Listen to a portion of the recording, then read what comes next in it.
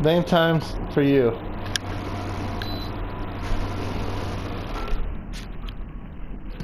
This is Joshy Bloods. This game has taken over my mind. I'm playing this game pretty much all the time at this point. It's a winter's daydream. Let's play a bit more. I'm gonna play a little bit of this. It's gonna make me sleepy, and then I'm gonna go take a nap. That's my plan. And I'm sticking to it.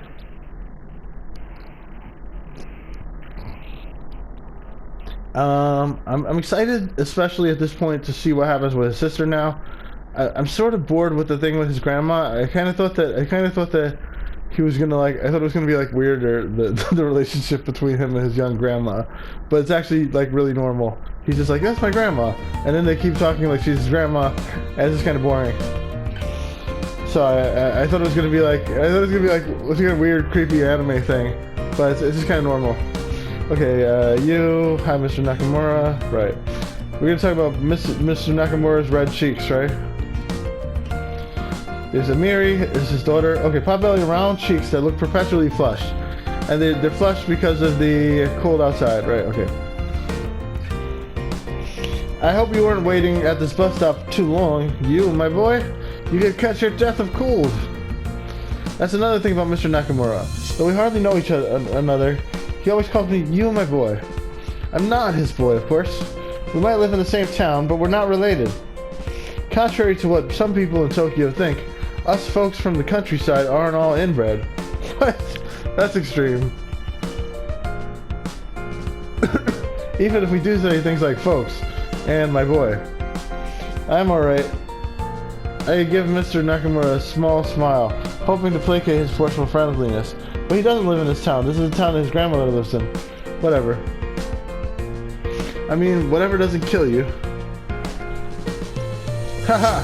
Well, I guess waiting in the cool, this character building. I bet you didn't miss the weather being in Tokyo, though. I forgot just how cold it can get, actually. You'd best make sure to wrap up warm. I will. Still, it's not all bad here. Being out in the countryside will help you toughen you up.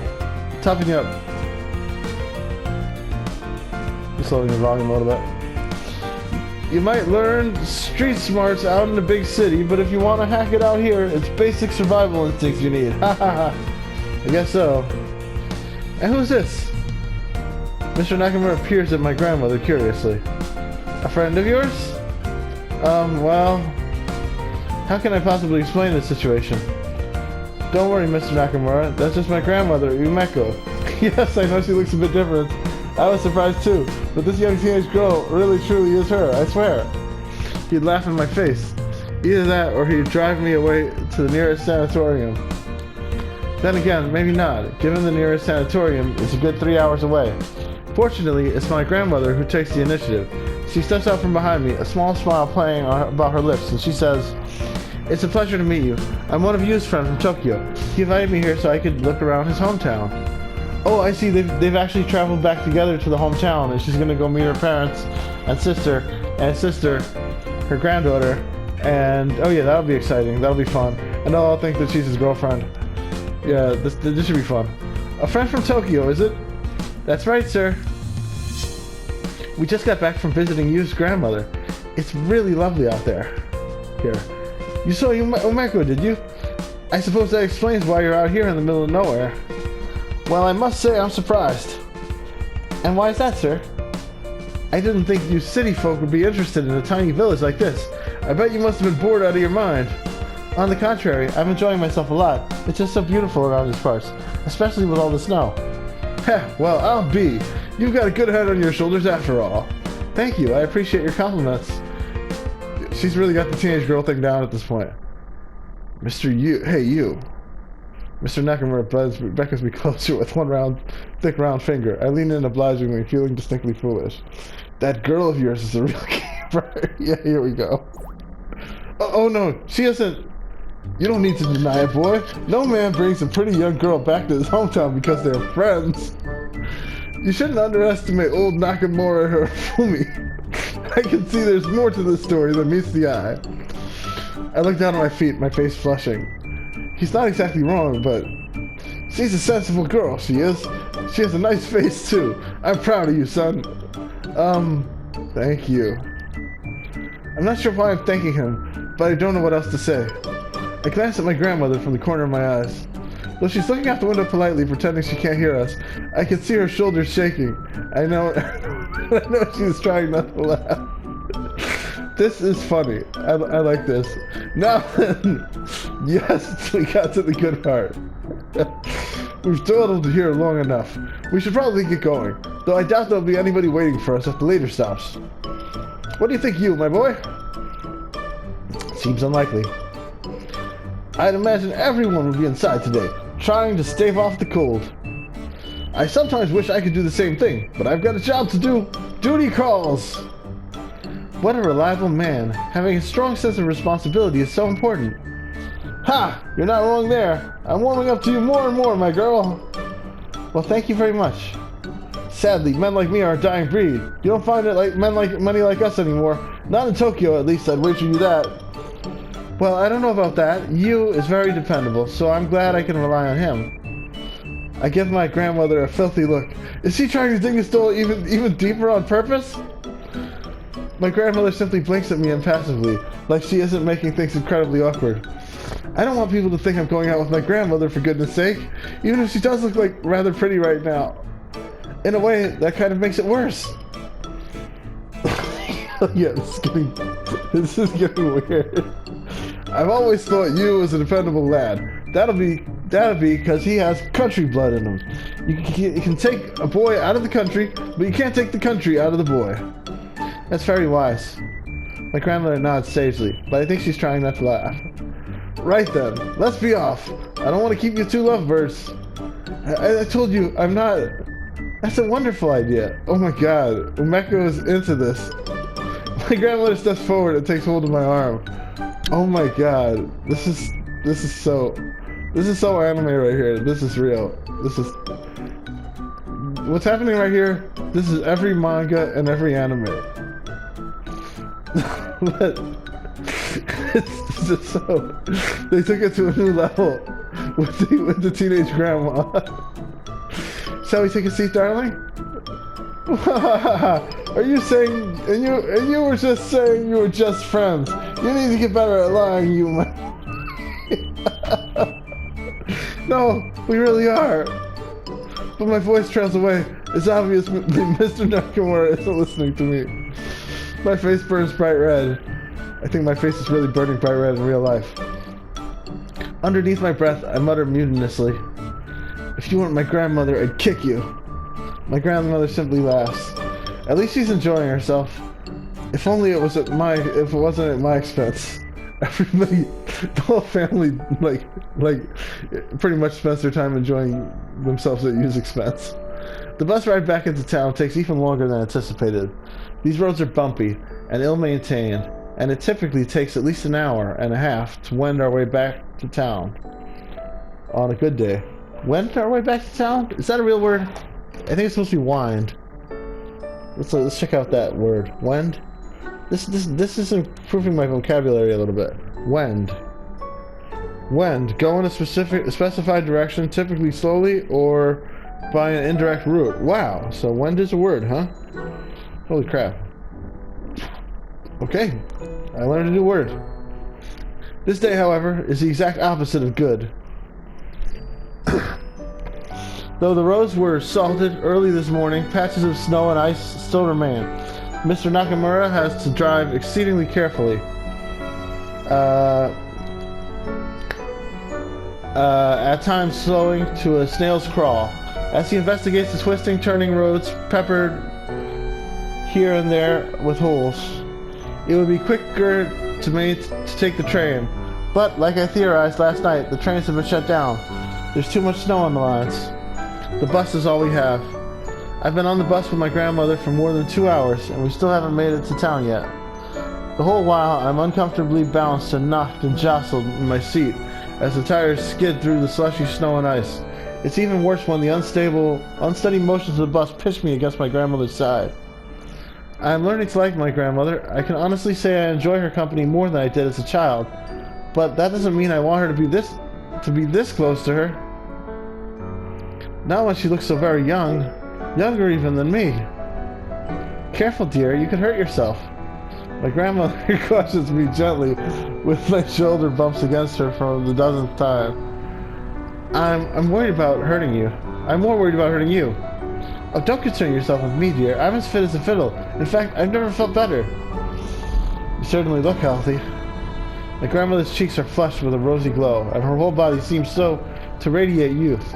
Her eyes sparkle, her hair shimmers beneath the sun, seeping in the misted windows, and her skin color looks clear and smooth. Yeah, she's getting into this. Just like the surface of a mirror, or the cool, still untroubled waters of the lake. I kind of messed up that sentence in the reading of it, but you get the idea. Oh, it really is marvelous. Everything is so amazing. You think being bumped around on a bus for hours on end is amazing? It is when you can experience it in a whole new body. My back refuses to ache, not one little bit, no matter how many potholes we go over. You might be in even better shape than I am.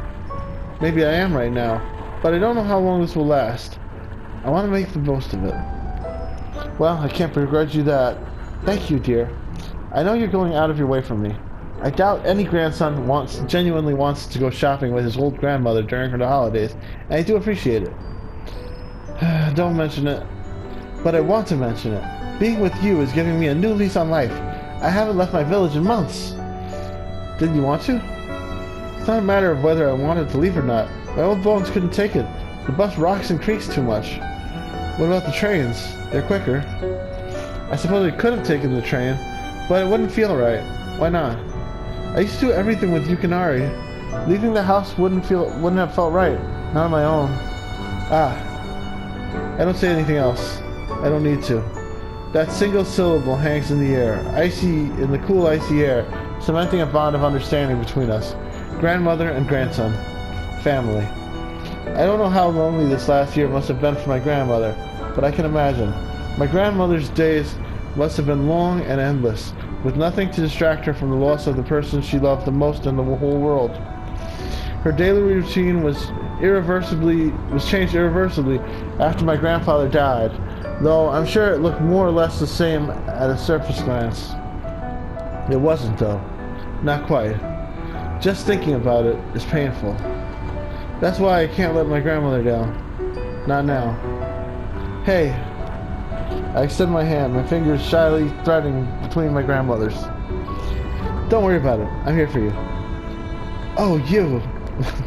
My grandmother sighs softly. Mr. Nakamura was right.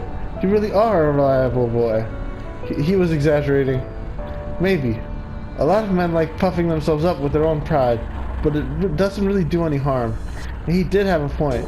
You're the sweetest grandson I could ever have hoped for. Even though I was such a brat when I was a kid, I used to be a brat when I was a young girl too. We all grow up. Or in your case, I glanced at her unfamiliar figure, a small smile on my face. We grow down? My grandmother laughs quietly at my joke, poor though it is. Oh dear, we make light of this now, but it is a new experience for me. Fun though it is, it feels a bit overwhelming. My grandmother squeezes my fingers with her own. I wonder how long this transformation will last. Long enough for you to make your dream come true, I hope.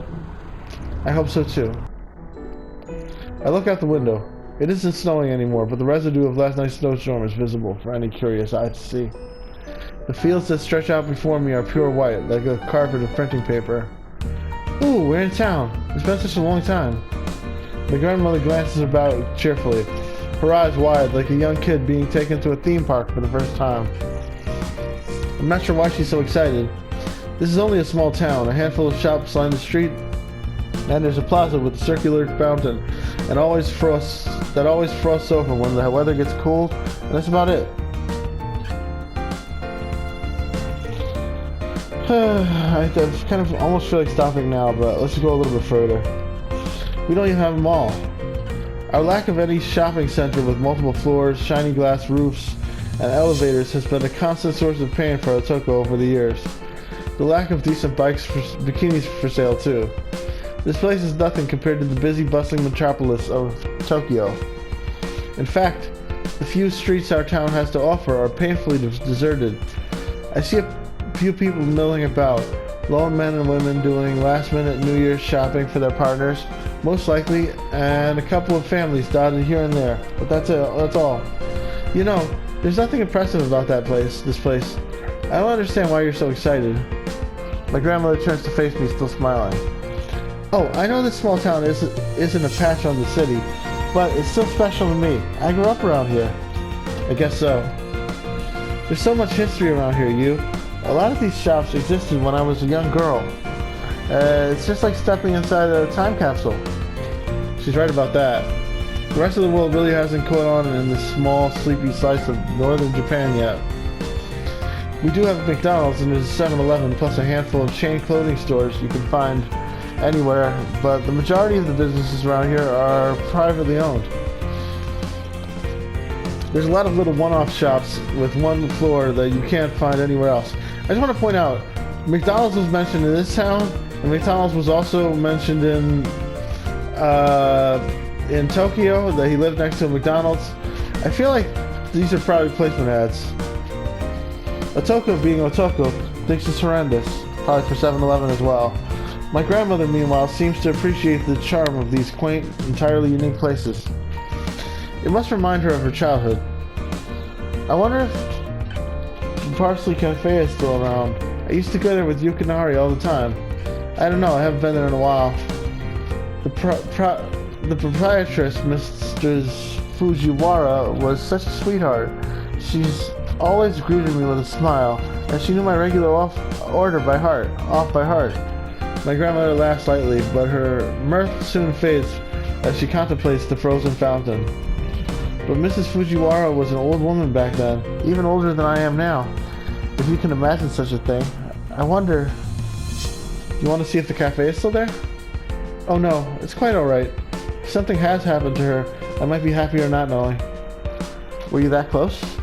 Not really. I only saw her when I went to her cafe, but she was just a sweet old dear.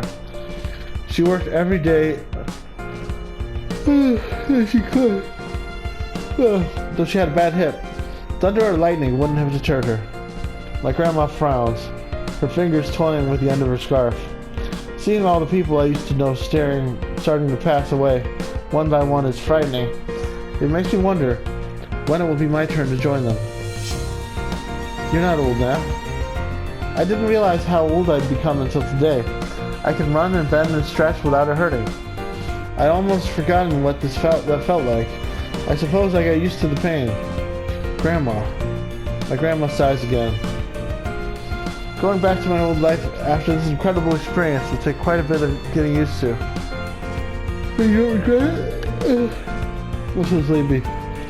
Of course not. I'm not the type to waste time on regrets. I'm stronger than I look. I should be able to have a nice nap after this. It's easier to believe that tried and tested line, more frayed than the tatami mats in my grandmother's age-old house, when she looks like this.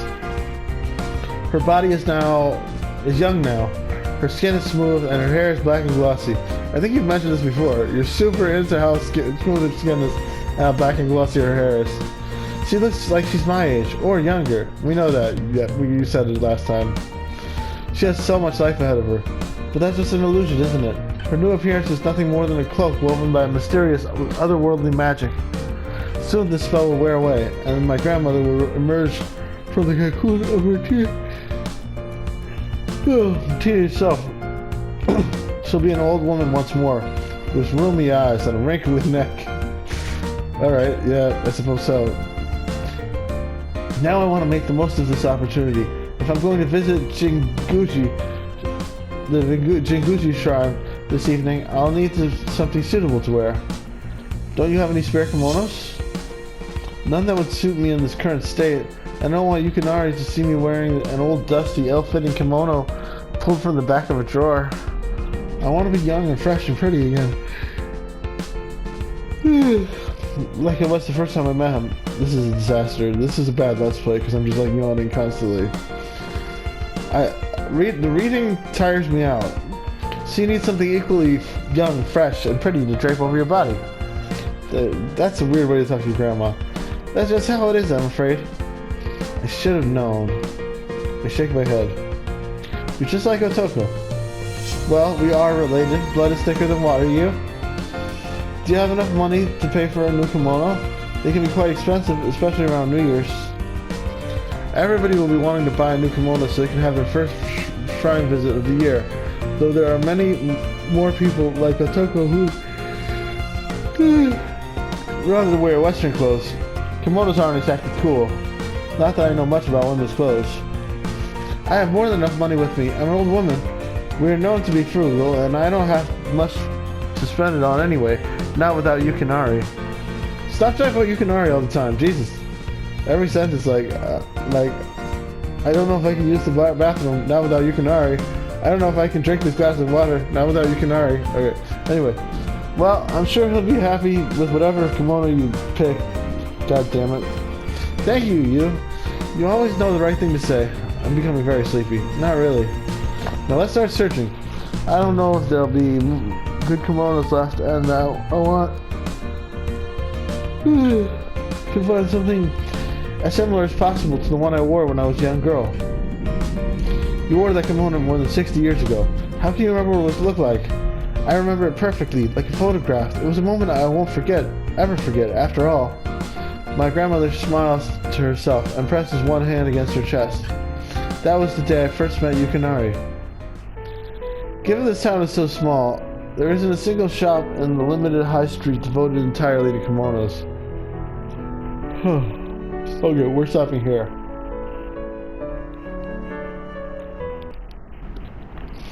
Let's just make sure that it reloads in the same spot. I thought it might not because this is like a unique starting point, but I think it should. Loading. Where's Daydream? Oh, I'm so sleepy. Anything interesting on Twitter?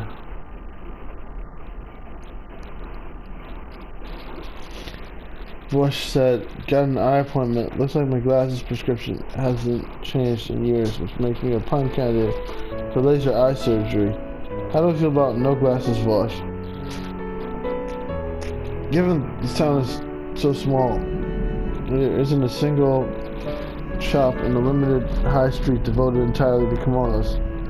A couple of clothes shops have small sections devoted to kimonos and yukatas, but they mostly carry simple pieces that go for less than 8,000 yen. Okay, it worked, by the way. I'm gonna go now. Good night, everybody. I'm gonna go take a nap.